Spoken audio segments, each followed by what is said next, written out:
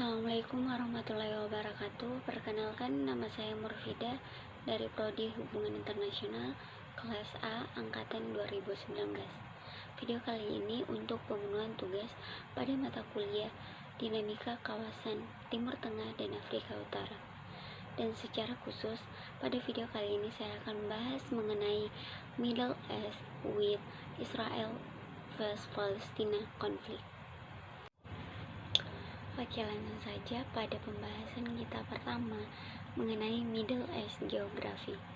Secara umum, letak geografis Timur Tengah berada di bagian Asia Barat, yang wilayahnya melebar sampai ke bagian Afrika Utara dan Eropa bagian timur, di mana hampir semua negara di bagian Asia Barat itu termasuk negara di Timur Tengah, sehingga kawasan Asia Barat itu sering disebut sebagai kawasan Timur Tengah, di mana negara-negara dalamnya itu termasuk Arab Saudi, Irak, Iran, Palestina, Mesir, Lebanon, dan ada beberapa negara lainnya, seperti yang tercantum pada peta yang terlampir dalam video ini. And then next part yaitu Middle East in general, di mana secara umum terdapat 4 poin besar yang kita ketahui secara umum mengenai kawasan Timur Tengah. Yang pertama ada minyak, agama, bahasa, dan konflik yang ada di dalam kawasan tersebut. Seperti pada poin pertama, yaitu penghasil minyak terbesar di dunia, salah satunya berada di Timur Tengah, yang dimiliki oleh Arab Saudi yang memproduksi sekitar 36% dari total cadangan minyak yang ada di Timur Tengah. Sehingga hal ini juga menjadi penentu pasar minyak dunia. Kemudian pada poin kedua yaitu religiusnya atau agama, di mana kawasan ini merupakan tempat kelahiran 3 agama besar, yaitu Islam, Kristen, dan Yahudi. Kemudian ada language. Kebanyakan negara di Timur Tengah adalah negara Arab, sehingga mayoritas pada kawasan ini menggunakan bahasa Arab.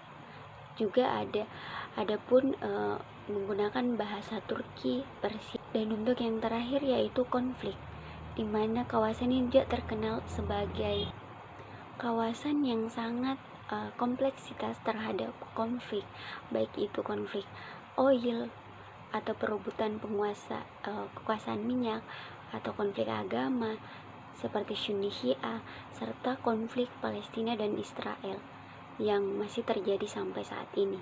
Kemudian termasuk juga kemunculan ISIS. Nah, konflik-konflik ini yang terjadi di kawasan ini sangat menyita perhatian dunia internasional. Nah, salah satu konflik yang akan kita bahas pada video kali ini yaitu konflik Palestina dan Israel. Dan the last part yaitu konflik antara Israel dan Palestina, yang dimana masih berlangsung hingga saat ini. Jadi tidak heran bahwa konflik ini dikatakan sebagai konflik abadi karena sudah berlangsung selama bertahun-tahun hingga lebih dari setengah abad lamanya. Nah, awal mula dari konflik ini dimulai setelah Perang Dunia Pertama, di mana Inggris sebagai pemenang pada Perang Dunia Pertama memberikan wilayah kepada bangsa Yahudi melalui deklarasi Balfour. Nah, peristiwa ini Yahudi menganggap bahwa kawasan Palestina adalah tanah air mereka. Nah, awalnya ini mengklaim wilayah yang dimiliki Palestina, kemudian berkembang menjadi sangat kompleksitas, di mana terdapat perbedaan ideologi, konflik agama, dan politik, serta ekonomi, dan beberapa faktor lainnya.